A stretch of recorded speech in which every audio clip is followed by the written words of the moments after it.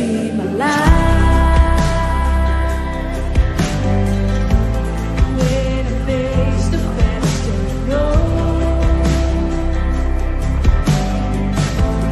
you're my compass in the night.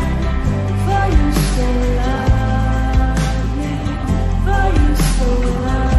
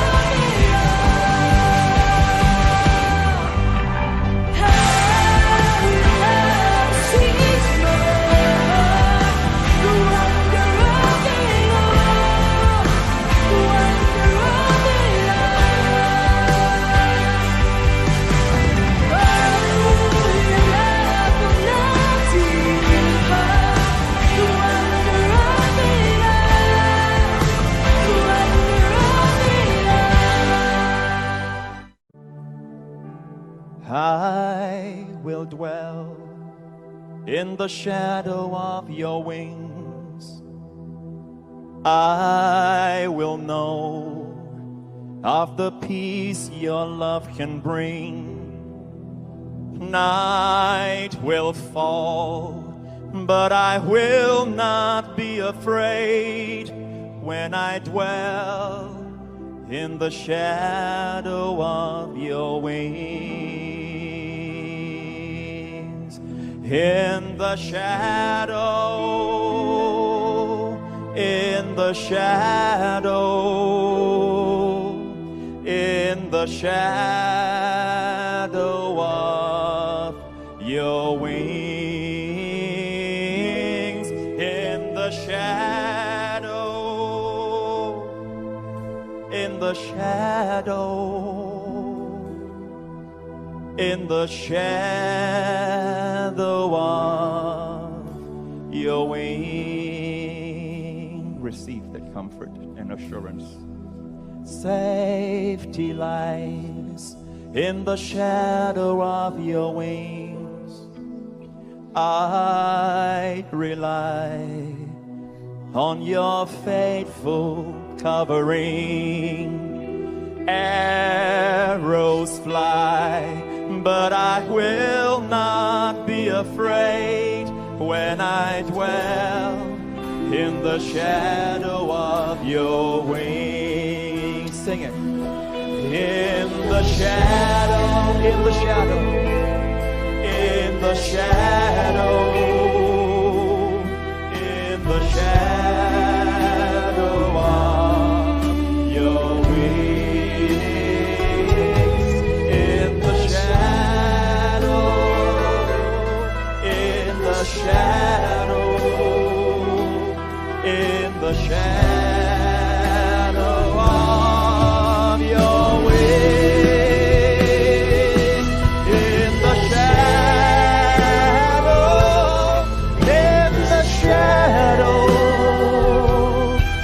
in the shadow of your wings, in the shadow, in the shadow, in the shadow of your wings. No plague, no plague will come near your dwelling. You shall not be afraid of the terror by day, nor the arrow that flies. 1,000 shall fall at your side, and 10,000 at your right hand, but it will not come near you. Only with your eyes shall you behold and see the reward of the wicked. Because you have made the Lord, who is my refuge, your dwelling place. He is your covering. He will deliver you. He will hear you when you call on Him. He will satisfy you with long life. Oh, lift your voices and sing to Him.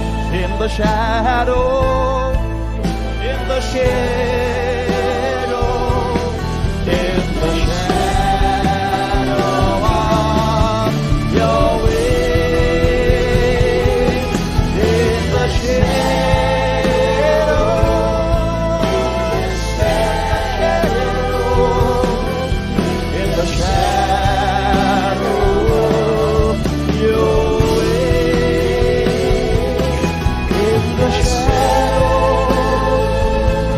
in the shadow of your holy is the Lord.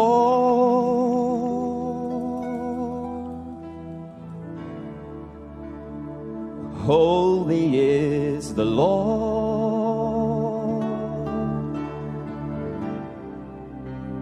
Holy is the Lord God Almighty.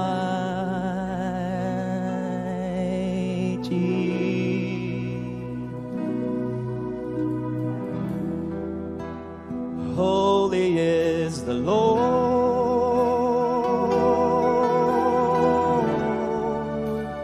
Holy is the Lord. Welcome your presence, Lord.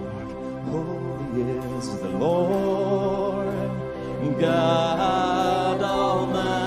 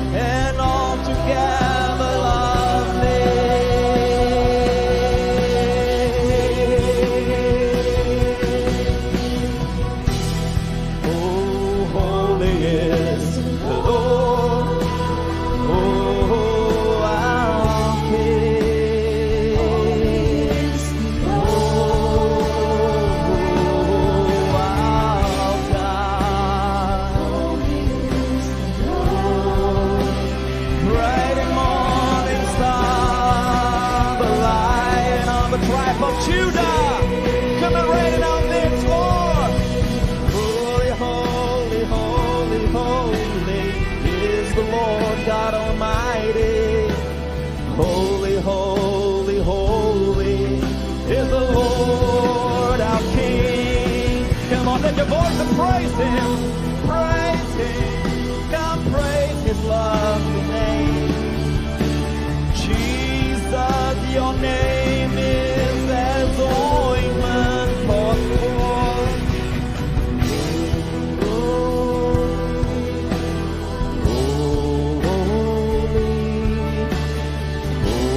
Holy set your people free, Lord. Set your people free from every fear, worries and anxieties, from depression. Amen. Your future is bright. God has gone ahead of you and made the crooked places straight. Holy, oh, holy, holy is the Lord our God. Bless His holy name.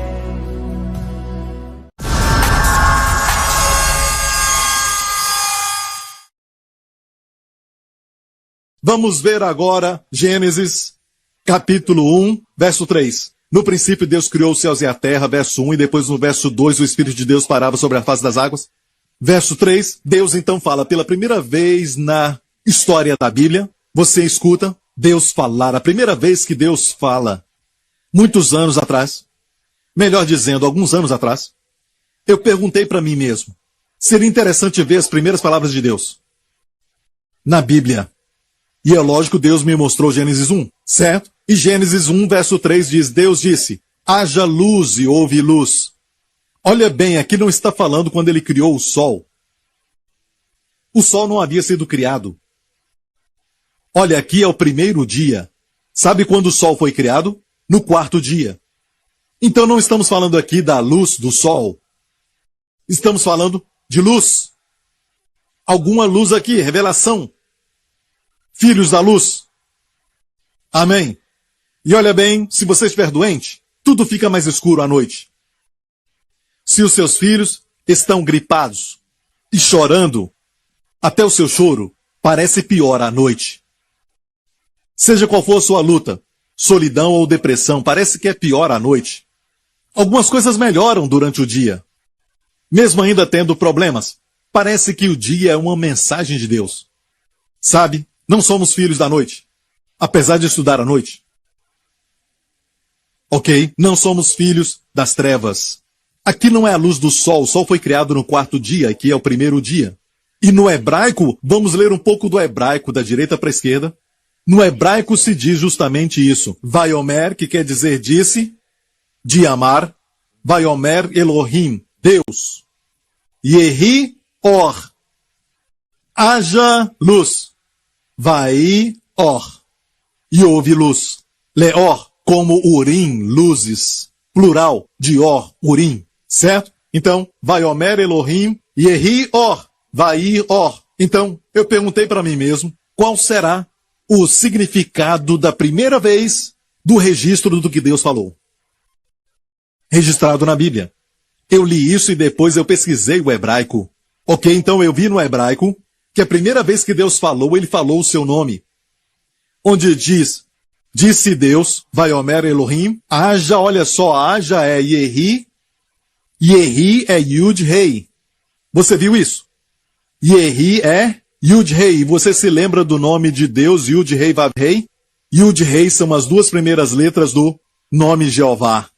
Yud Rei Vav Rei. Aqui você vê Yud Rei. Então aqui Deus está falando de Jesus. Ele disse assim, Jesus se manifeste. Luz. Yehi or. Então, é interessante, mas é lógico que não sou judeu. Então levei essa revelação a Israel e falei com amigos que são judeus crentes. E eles ficaram maravilhados e disseram de onde você tirou isso. E nós sabemos muito bem que isso não veio de mim, mas é do Espírito Santo. Amém? Isso é incrível. Eles falaram que nunca tinham visto algo assim. Mas é a primeira vez, certo? Que Deus falou. Deus falou e ele mencionou o nome do seu filho. Yeshua, eu falei disso da última vez que preguei, quando ele estava na cruz, certo? Este é Jesus de Nazaré, Yeshua. E no hebraico as primeiras letras soletravam o quê? Estava Yud Rei Vav Rei, o nome de Deus. Ouça essa mensagem. Eu acho que temos em vídeo para você ver o impacto visual. Certo? Então, o nome de Deus está ali.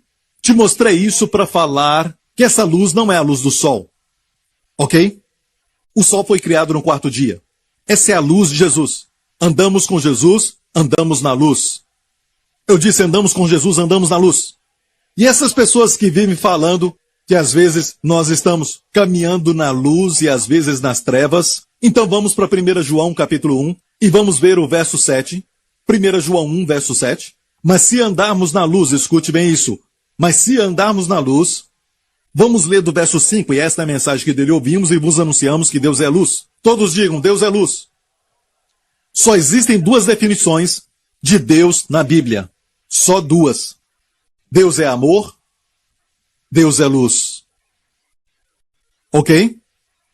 Deus é amor, Deus é luz. E não há nele trevas nenhuma, muito enfático no grego. Nele trevas nenhuma, nem somente um fio de cabelo de trevas. Se dissermos que temos comunhão com ele e andarmos em trevas, mentimos e não praticamos a verdade. Certo? Para quem ele escreveu? Para quem João escreveu isso? Esta epístola João escreveu. João, que falava que Jesus o amava, mais do que todos, o discípulo a quem Jesus ama. Essa epístola é de João e ele está dizendo, se dissermos, então alguns estavam dizendo, se dissermos, certo, que temos comunhão com Deus, mas andamos nas trevas, não praticamos a verdade. Ele está falando de cristãos que estão desviados.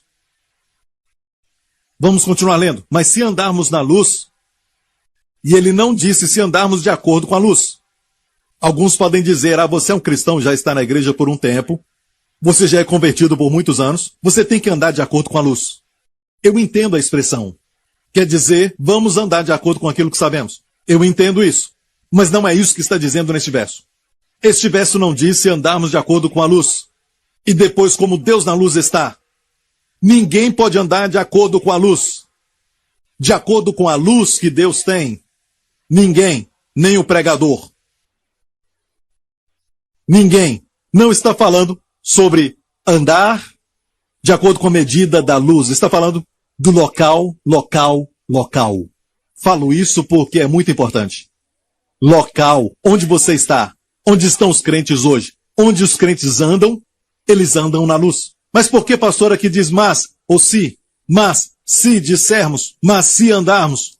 Por quê? Porque no capítulo 1, e eu sei que no original não havia capítulos, mas mesmo assim, parte dele tem um estilo de escrever para algumas pessoas na primeira parte, mas na segunda parte era para os crentes.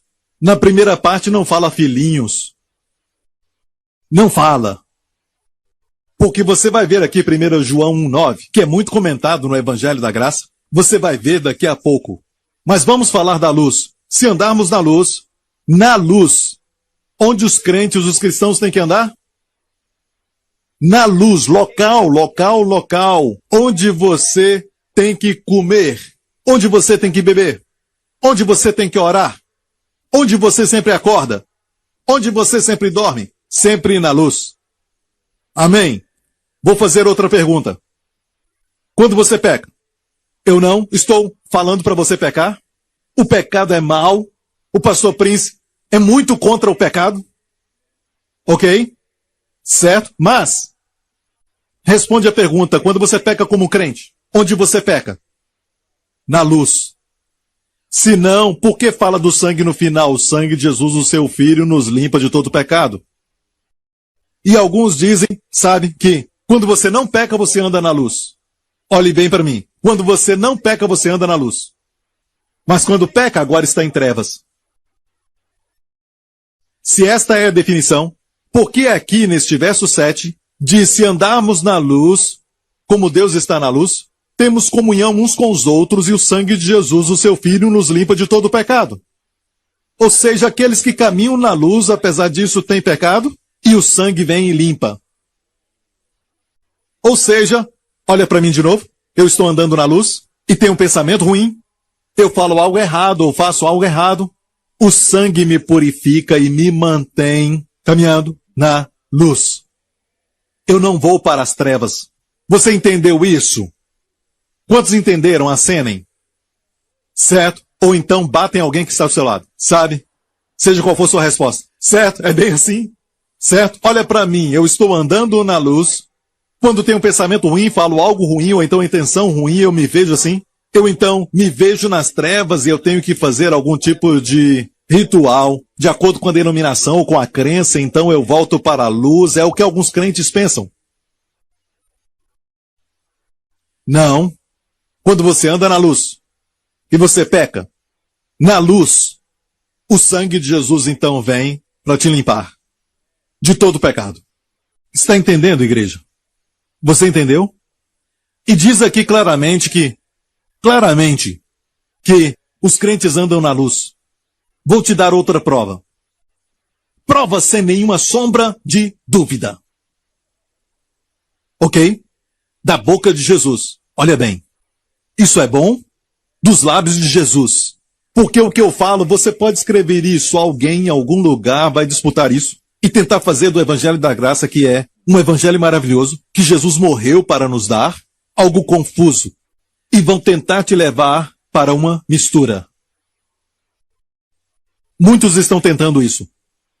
Eu te falei o que Maus Corobadel disse, e eu concordo com todos esses homens. Então você é o juiz, você olha o contexto, veja o que Jesus disse e olha para o contexto. Certo? Dizem que quando você está na luz, você está obedecendo a Deus. Então você não peca, certo? Mas para que o sangue vem limpar? Faça essa pergunta para eles. A próxima prova vem dos lábios de Jesus, em João 8. Olha o que Jesus falou. Falou-lhes, pois, Jesus outra vez, dizendo o quê? Eu sou a luz do mundo. Quem me segue não andará em trevas, mas terá a luz da vida. Jesus disse, eu sou a luz do mundo. Quem me segue não andará em trevas, mas terá a luz da vida. Você sabia, igreja, que Jesus é a luz do mundo? Vimos agorinha mesmo, Ieior, ele é a luz que Deus falou. Certo? Ele estava com Deus e Deus falou, Jesus manifesta como luz. Quando ele fez isso, toda a criação existiu. Olha isso, igreja. Ele disse, eu sou a luz do mundo. E aquele que me segue, esses são os crentes, não andarão em trevas, mas terão a luz da vida. Sabia esse não andarão? Esse não andarão em trevas? Para aqueles que dizem que cristãos podem andar em trevas, eu digo que eles podem cometer atos de trevas. Como eu já disse, um homem pode agir como um macaco. Não faz dele um macaco. Ok? Agora, a expressão não andarão em trevas, para quem crê que cristão pode andar em trevas em alguns dias, ou um dia ou outro ele pode andar em trevas. Essa expressão aqui no grego é um negativo duplo. Mei. O é negativo, mei é uma negação, é uma negativa dupla. De jeito algum, meu filho, isso eu estou dizendo. Não vai, nunca vai andar, certo? Nunca, certamente não. E alguns ensinam que quando pecamos e caímos, Deus nos deixa. Sua presença se vai. E Deus jurou, dizendo, nunca te deixarei. Mais uma vez aqui, mei. Então, para o crente, certo?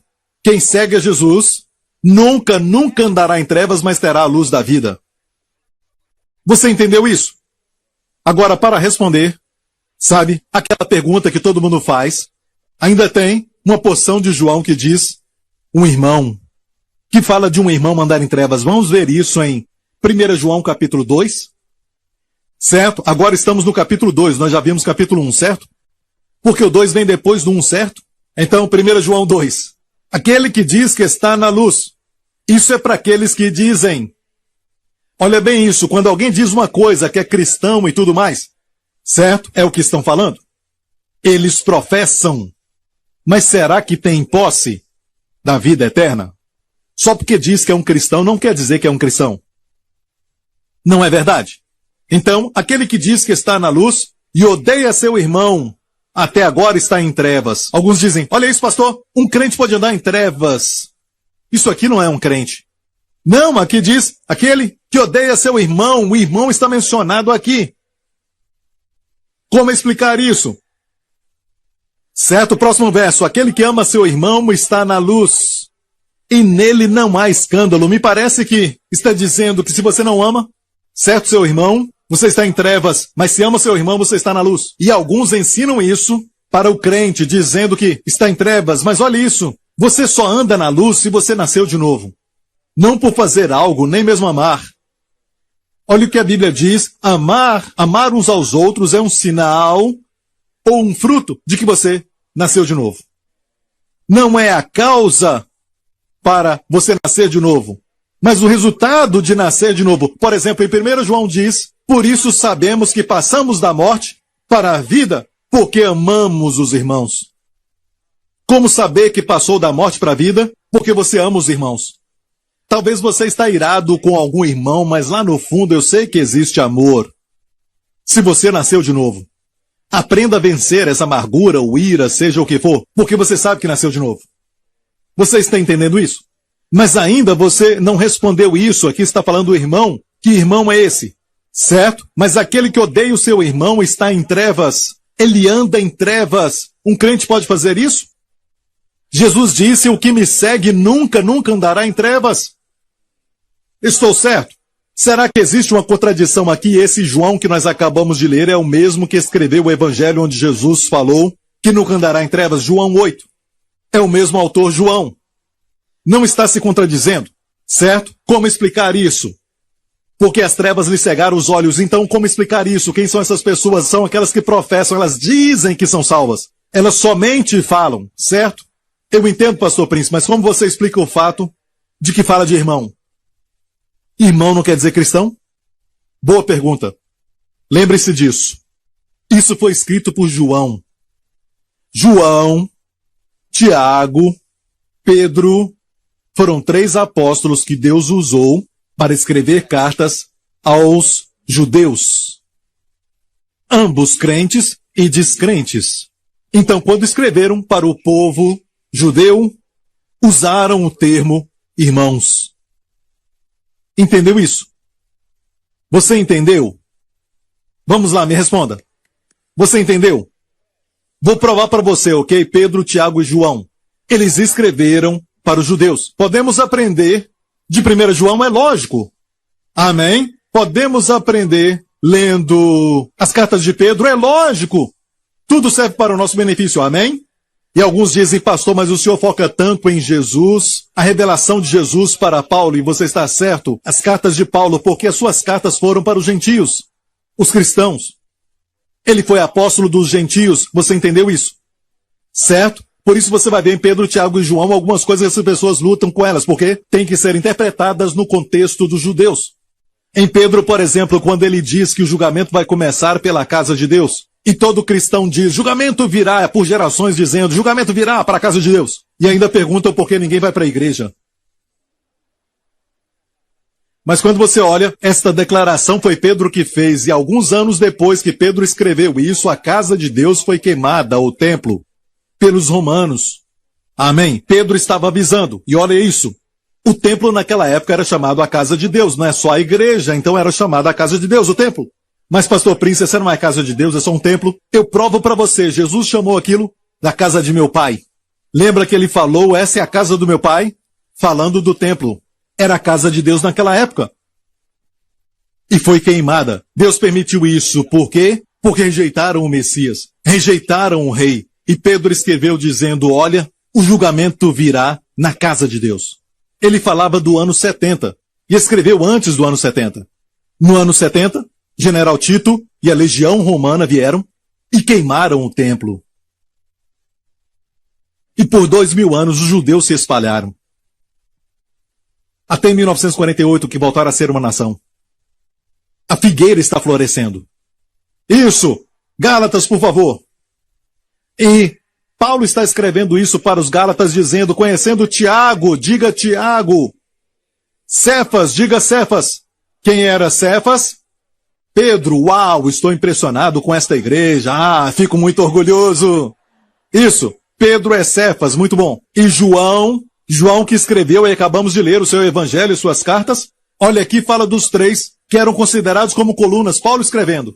Certo, a este livro, a igreja de Gálatas, que eram considerados como as colunas, a graça que me havia sido dada, Paulo disse, deram-nos as destras em comunhão comigo e com Barnabé. Ele está falando dele e Barnabé, para que nós, Barnabé e Paulo, fôssemos aos gentios, não judeus. E eles, Pedro, Tiago e João, a circuncisão. Aqui está a prova. Guarde bem este versículo. Certo? Eu não estou dizendo que somente as cartas de Paulo são as que você deve ler. Eu nunca disse isso. Eu já preguei muitas vezes no Antigo Testamento. Eu ensino a graça falando muitas vezes sobre o Antigo Testamento. Eu revelo Jesus no Antigo Testamento. Eu ensino em 1 João, sim. Eu ensino em Pedro, a resposta é sim. Eu já ensinei sobre as 7 igrejas, sim. Mas a ênfase principal para a vida da igreja, porque a igreja é um mistério até nos evangelhos, certo? São as cartas de Paulo. As cartas de Paulo trazem amadurecimento espiritual rapidamente. Olha, quem ensina a lei é jardim de infância. Saiba disso.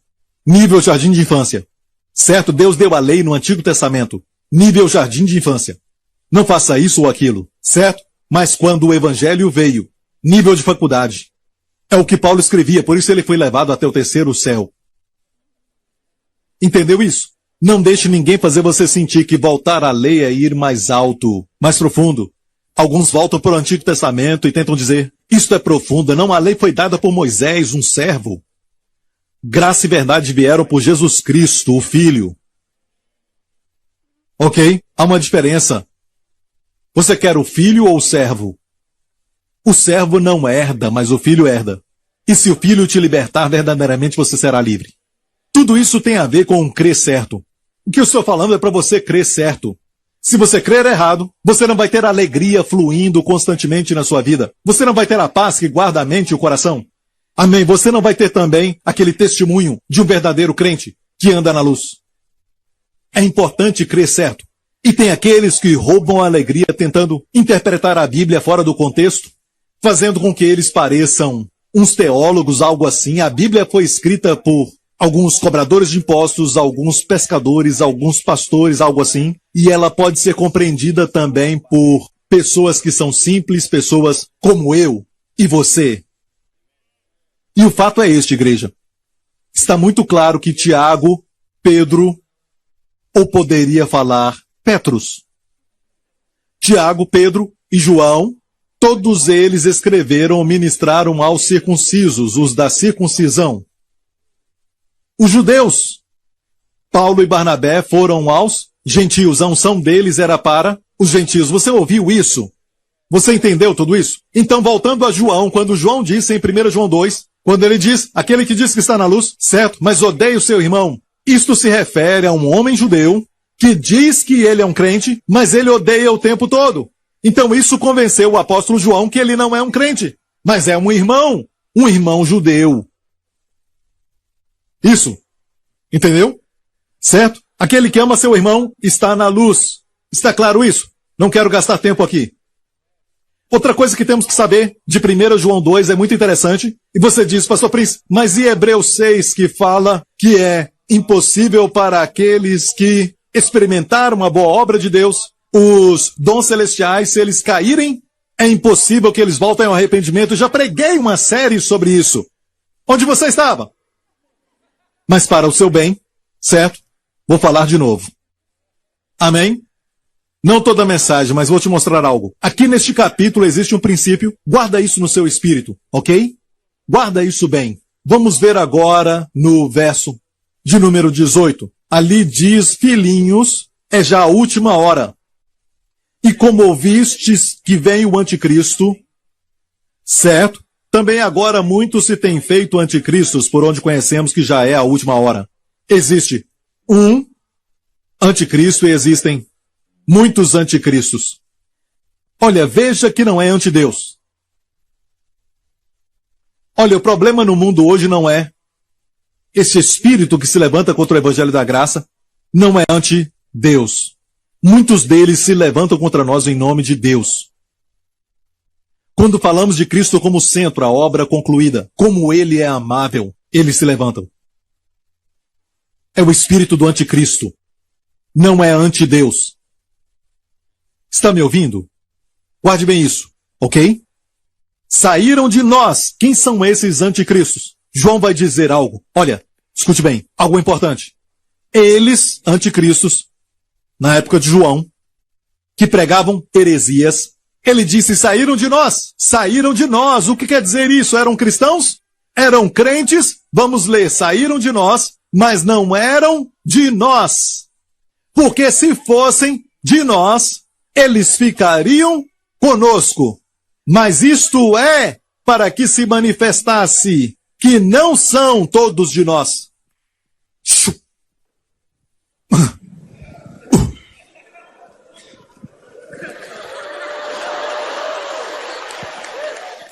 Não sei se você entendeu o que eu disse ou não. Sabe, eu sinto muita energia aqui, então em vez de pular em galhos, eu faço isso. Está muito claro que tem pessoas que estão na igreja até durante muitos anos. E depois eles saem. E eles abraçam esta crença ou algo assim. Depois você diz, pastor Príncipe, você falou uma vez salvo, sempre salvo. E aquela pessoa, eles saíram de nós, mas não eram de nós. Eles estavam conosco, mas não eram de nós. Porque se fossem de nós, eles não teriam saído de nós. Eles teriam ficado conosco. Você entendeu isso? Você está ouvindo? Verdadeiros crentes vão ficar. Talvez vão sair, mas depois vão voltar. Eles sempre voltam. Amém? É como o seu filho, adolescente. Talvez ele saia de casa irado, mas volta quando a fome bate. E não tem dinheiro. Porque ele é seu filho. Se ele não é seu filho, não vai voltar. É muito importante, guarde esse versículo no seu coração. Obviamente, as piores heresias saem de pessoas da igreja. Eles não nasceram de novo. Alguns pensam que vêm à igreja, certo? Se assentam, durante alguns cultos, eles preenchem um formulário, colocam a idade, o nome, sua religião, cristão. Não te faz ser um cristão como você vai ao McDonald's e não se torna um Big Mac.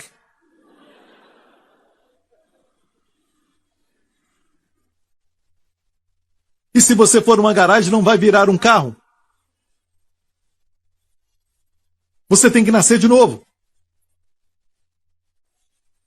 Então, dá para dizer que nasceu de novo? Bem, sabemos que se você crê no Senhor Jesus Cristo e crê na obra concluída, você nasceu de novo. Amém? Você entendeu isso? Amém? O tempo está acabando e eu quero que você entenda isso. Você está entendendo? Certo? E agora, quando falamos de Hebreus 6, perceba algo importante. Miles Coverdale diz para quem ele está falando, em qual contexto ele está falando, onde ele está falando. Agora olha isso, certo? Um pouquinho de gramática. Se eu digo eu, qual pronome pessoal é? Primeira, segunda ou terceira pessoa? Primeira. Se eu digo você, que pronome pessoal é? Segunda pessoa. E se eu falar eles? Terceira pessoa. Eles saíram de nós. Certo? Olha isso. Hebreus 6. Ele diz, irmãos, que nós, ok? Agora, às vezes, nós ali se refere a crentes e não crentes. Como em 1 João capítulo 1. Certo? Se dissermos nós, isso é ser legal. Ele está sendo legal. Quando você escreve algo, por exemplo, seu amigo que gosta de desenhar algo, e ele gosta de não estragar, mas ele gosta de pintar, sabe? As paredes e tudo mais. E você coloca sua mão nos ombros dele, é seu amigo, e você não diz, se você fizer isso, você vai ser açoitado? Você não fala isso, não é? Certo? Você coloca a mão nele e diz o quê? Olha, se nós sujarmos as paredes, certo? Nós podemos até ser presos, sabe? A penalidade é, às vezes até, açoite. Certo? Se nós picharmos neste país. Eu disse se nós. É o famoso editorial nós. Veja, quer dizer que eu estou pichando? Alguns não estão seguros, ok? Se você coloca a mão no seu amigo e diz, se nós estamos vendendo drogas, podemos ser presos para sempre. Certo? Eu falo para o meu amigo, se nós. O que estou dizendo? Estou dizendo que faço? E alguém diz, o nós está ali. Em 1 João, capítulo 1, verso 9. Se dissermos, vamos voltar lá então. E eu tenho que correr um pouco por causa do tempo. Ok? Vamos ler 1 João 1. Se confessarmos os nossos pecados, ele é fiel e justo para nos perdoar os pecados e nos purificar de toda a injustiça. Vamos ver o contexto. No verso 8, se dissermos que não temos pecado, enganamo-nos a nós mesmos e não a verdade em nós. Os cristãos dizem que não tem pecado? Lógico que não. Amém? Cristão não diz que não tem pecado porque precisa de um salvador. Salvar do quê? Se confessarmos os pecados, ele é fiel. Olha, e João está dizendo, aqui nós, E alguns dizem, tá vendo, nós está aqui. Mas não entendem que esse nós é o que eu expliquei. Ou seja, ele está dizendo, se nós, como eu disse, se nós pichamos, não quer dizer que eu pichei.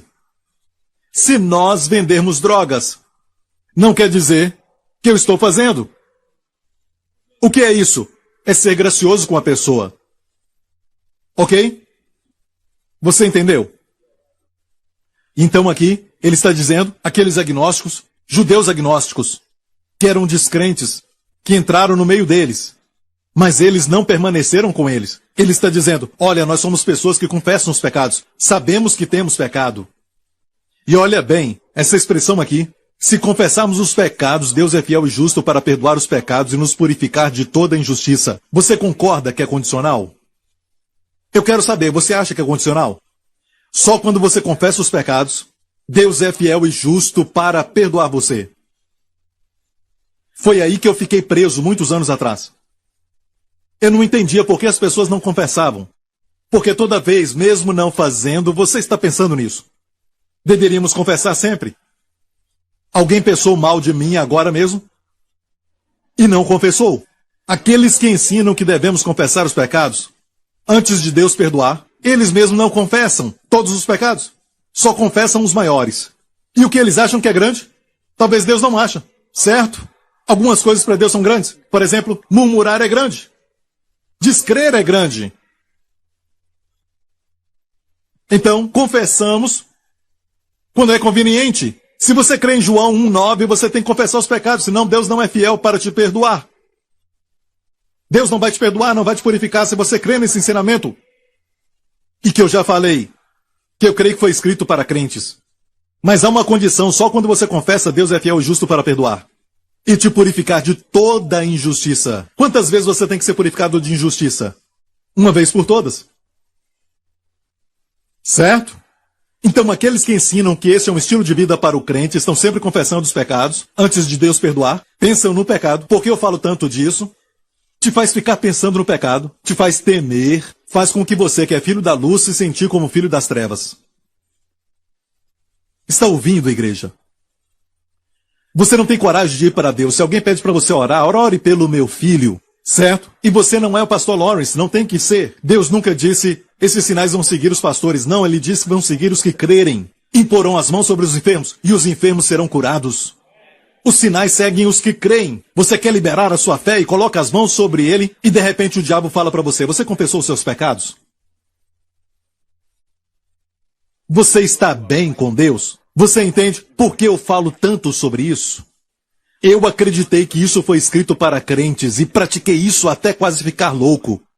Esses que são pastores e que estão comigo já há muitos anos vão se lembrar de um líder de jovens, que era eu, e na reunião eu ficava confessando os pecados. E eu não entendia por que todo mundo não fazia aquilo. Eu queria tanto ficar bem com Deus. Outra questão é esta. Bem, somente crentes podem confessar os pecados? E aqui está dizendo os nossos pecados? Então só crentes confessam pecados. Descrente não confessa pecado. Bem, amigo, você se esqueceu de algo. Este livro é para judeus. Esse livro foi escrito para judeus. Você sabe o que o povo judeu pensa sobre confessar os pecados? Olha bem, até os judeus que ainda não foram salvos confessam pecados. Vamos ver em Mateus a história de João Batista. João Batista na época de Cristo. Olha isso. Então ia ter com ele Jerusalém e toda a província adjacente ao Rio Jordão. Eles iam até João Batista e eram por ele batizados no Rio Jordão, confessando os seus pecados. Pergunta. Eles confessavam todos os pecados um por um? Pode imaginar uma longa lista? João Batista. Esse rapaz chegou aqui às 9 da manhã, confessando um por um, um por um, um por um, um por um, um por um. Eu me lembro quando eu tinha 3 anos de idade.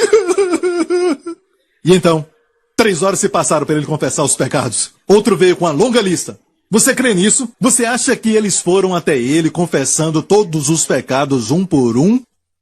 Mas o que é isso, confessando seus pecados? Quer dizer isso. A Bíblia interpreta a Bíblia. A mesma coisa aconteceu com o filho pródigo e com o pai. Ele confessou os pecados. Pai, eu pequei contra os céus e eu pequei contra ti. Não sou digno de ser chamado teu filho. O que o pai disse? Lucas 15. E o filho lhe disse, pai, pequei contra o céu e perante ti. Já não sou digno de ser chamado teu filho. E o que o pai fez? Mas o pai disse aos seus servos trazer a melhor roupa. Obviamente o pai aceitou a sua confissão ou algo assim. Mas espera aí. Espera um pouco. Este jovem pecou com prostitutas. Não confessou isso?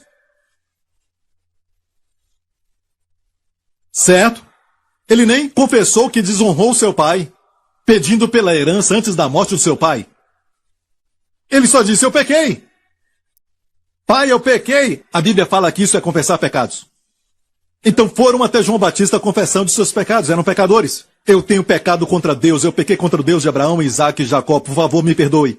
Ore a Deus para que ele possa me perdoar. E eram batizados, nenhum deles havia sido salvo. Jesus não havia morrido. Seu ministério nem tinha começado quando essas pessoas foram João, confessando seus pecados. O que eu estou dizendo é que judeus descrentes sempre confessavam seus pecados. Antes da vinda de Cristo. Está ouvindo, igreja? E aquilo me prendeu. De alguma forma é como, você não é salvo se não confessar todos os pecados. E alguém diz, Pastor Prince, a Bíblia diz que devemos confessar uns aos outros. Sim, olha bem isso. Isso é tão lógico que não preciso nem falar muito. Você sabe quando você errou com alguém? Marido e mulher, por exemplo. A Bíblia diz, confesse os pecados uns aos outros, peça perdão. Eu estava errado e orem uns pelos outros para serem curados. Isso é um com o outro. E eu recomendo isso, mas com Deus, nós já fomos perdoados, passado, presente e futuro. Ok? E o fato é este, igreja.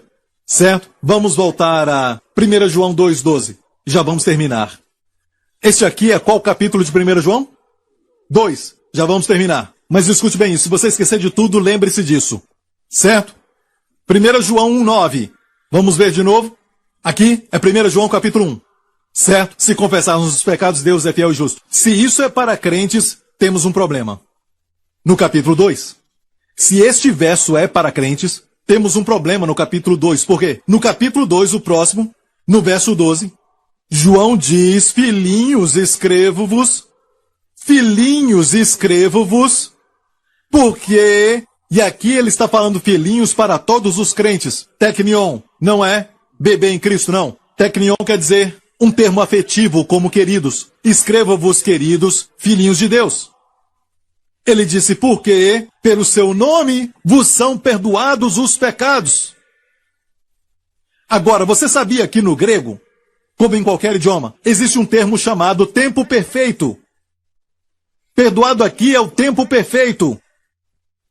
Sabe o que isso quer dizer? Até na nossa gramática, no grego isso é muito forte. Tempo perfeito quer dizer uma ação que foi realizada, uma ação que está completa, de uma vez por todas, e não precisa ser repetida. Pergunta para quem entende grego sobre tempo perfeito no grego. Aqui está no tempo perfeito. Qualquer erudito pode checar isso. Na sua Bíblia, está no tempo perfeito. Quer dizer que os pecados foram perdoados de uma vez por todas. Não precisa ser repetido. Uau! Aí está o problema. Se cremos em 1 João 1,9, se aquele capítulo foi escrito para crentes, como vamos explicar isso? João é esquizofrênico. Sabe o que dizem? Sabe o que eles dizem? Ah, olha bem isso. 1 João 1,9 é perdão prático. Aqui fala da posição. Cuidado com essas pessoas. Se você está doente e o doutor fala para você, eu tenho a posição de doutor, mas eu não pratico isso, corra. E se você precisa de um advogado, e ele diz, eu tenho a posição de advogado, mas eu nunca pratiquei isso, saia do seu escritório. Então, tentam falar isso. Não faz sentido. Ou você é perdoado, ou então você não é. Não brinque com isso. Isso não foi escrito para todos, mas foi escrito para crentes, filhinhos de Deus. Queridos filhos de Deus. Queridos filhos de Deus, os seus pecados já foram perdoados. De uma vez por todas. E não precisa ser repetido. Sabe esse pensamento ruim que você teve agora? Já te foi perdoado, irmão. Amém? Mas, pastor, nós precisamos falar sobre arrependimento, então arrependa-se. E, de fato, quanto mais você aprende sobre a bondade de Deus, vai te levar ao arrependimento. A bondade de Deus te leva a mudar a sua mente. Mas você já foi perdoado antes de mudar, enquanto você está mudando, e depois que você muda. Isso te abençoou?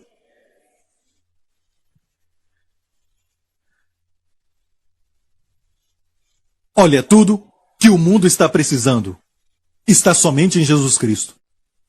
E olha, eu vou terminar com este verso, eu só tenho mais um verso que eu quero ler. 2 Coríntios 4, este é o último verso. Aqui diz, porque Deus que disse que das trevas resplandecesse a luz. Falamos isso no começo. Deus fez resplandecer a luz das trevas. É quem resplandeceu em nossos corações, para a iluminação do conhecimento da glória de Deus na face de Jesus Cristo. Então hoje, quando vemos Jesus, e eu oro para que mais pastores e mais líderes preguem sobre Jesus Cristo. Cristo como centro de tudo. E eu prego Cristo como centro já há muitos anos, e meu amigo Israel Holton estava na conferência que eu estava pregando. Eu acho que era a conferência da Hillsong. E daquela mensagem ele escreveu uma canção. Jesus é o centro de minha vida. Olha, eu preguei sobre quando Jesus foi crucificado. Ele foi crucificado no meio. Deus fez isso. Eu mencionei que quando ele apareceu no cenáculo para os discípulos, ele apareceu no meio deles. E a Bíblia também mostra um pouco disso. Se estiverem 2 ou 3 reunidos, ali estou no meio. Jesus tem que estar no meio do seu casamento, no centro dos seus filhos, no centro da sua família, certo? Não olha só para eles, mas para ele. E vai te ajudar a olhar para eles como ele os vê. E ele vai te ensinar a ser um bom pai. Jesus tem que ser o centro. João, no Apocalipse, ouviu uma voz atrás dele. Ele se virou. Ele viu o Cordeiro de Deus no meio do trono. Eu preguei sobre isso. E depois ele escreveu essa canção. Você pode perguntar a ele. Foi aquela mensagem.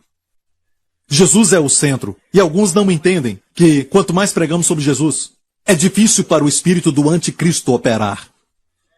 Fica difícil.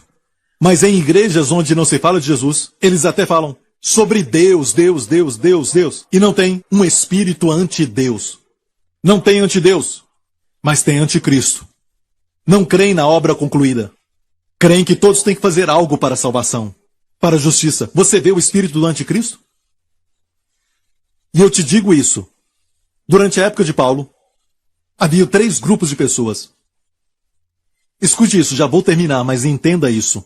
E hoje temos o mesmo problema no mundo inteiro. As pessoas buscam a luz, uma revelação, ou uma luz da nova era. Sabe, a nova era. Até chamam de luz na nova era. Tem um grupo assim, e tem um grupo buscando conhecimento, educação, conhecimento, conhecimento, mais educação, sabedoria, conhecimento. Durante a época de Paulo, sabe quem quis a luz? Os judeus. E quem quis conhecimento? Os gregos, sempre buscando sabedoria. Eles tinham Aristóteles e outros homens buscando conhecimento. E quem buscava a glória? Glória! Glória militar! Conquistar mais países! A glória de Roma! Romanos. Os romanos queriam a glória, não buscaram conhecimento, não buscaram luz mística. Os judeus buscavam a luz da Bíblia. Alguns até partiam para a nova era. Como a Cabala é nova era. E eles buscavam isso, sabe? Os judeus buscam a luz. Os gregos queriam conhecimento. Romanos queriam a glória. Hoje aqui no nosso país, e também em outros países, ok? Vai ver pessoas buscando luz mística, ou então conhecimento. Educação, conhecimento é poder. E alguns buscam glória. Fama, a glória de ser rico. Para todo mundo olhar para mim, eu busco glória. Casa grande, carro, glória. Mas olha, o apóstolo Paulo disse, não sabia que tudo isso encontramos na face de Jesus Cristo. Deus que disse que das trevas resplandecesse a luz é quem resplandeceu em nossos corações. Para a iluminação, os judeus buscam isso.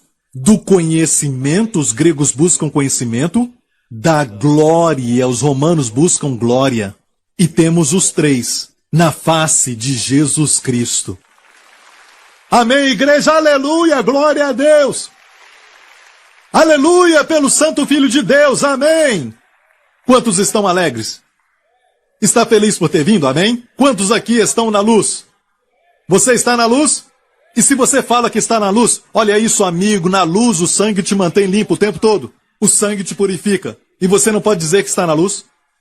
Se você diz, pastor, eu digo que eu sou cristão, mas eu tenho dúvidas sobre isso. Sabe, eu não quero só professar, um cristão que professa, eu quero ser um possuidor da vida eterna. Em Jesus Cristo. Se está assim, quero orar com você. Onde você estiver, se você não tomou a decisão de colocar sua fé em Jesus Cristo, quero te ajudar agora. Curve a sua cabeça. Aqui neste lugar, e onde você estiver assistindo, meu amigo, Deus te ama com amor eterno. Nada que você faz muda o amor de Deus por você. E esse Deus enviou o seu Filho, Jesus Cristo, para morrer na cruz pelos seus pecados. Esse Deus ressuscitou seu Filho dos mortos, para declarar que os pecados que seu Filho levou foram eliminados. Senão ele não ressuscitaria dos mortos. Meu amigo, já recebeu essa linda salvação? Se deseja isso, faça essa oração comigo aonde você estiver assistindo agora.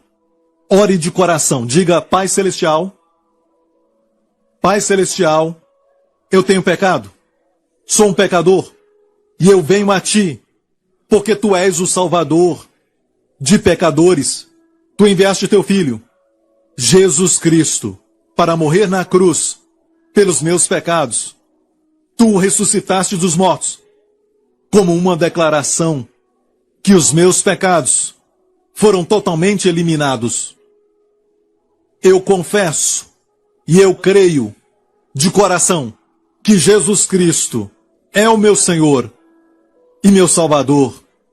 Eu creio que de hoje em diante sou grandemente abençoado, altamente favorecido, profundamente amado. Os meus pecados do passado, presente e futuro foram todos eliminados. Foram perdoados de uma vez por todas. E não precisa ser repetido. Em nome de Jesus. Obrigado pelas bênçãos, pela vida abundante. Em nome de Jesus. Que nesta semana, Deus que guarda Israel, que não dorme nem dormita, o Pai do nosso Senhor Jesus Cristo, que enviou seu Filho, porque Ele nos amou de tal maneira. Ele nunca dorme. Que Ele te guarde durante essa semana, que Ele guarde os seus filhos, que Ele guarde a sua família. E esta é a bênção do sacerdote de Israel, para a nação de Israel, e é para nós hoje. Que o Senhor te abençoe e que o Senhor te guarde. Que o Senhor te guarde, te proteja de todo o mal durante essa semana. Que o Senhor guarde a sua alma. Que o Senhor guarde a sua entrada e a sua saída. Que o Senhor te abençoe desde Sião. Que o Senhor resplandeça o seu rosto sobre ti e sobre os seus filhos, sobre sua família, e te conceda graça.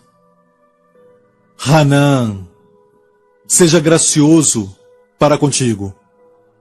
Que o Senhor levante sobre ti o seu rosto, a luz do conhecimento da glória de Deus na sua face.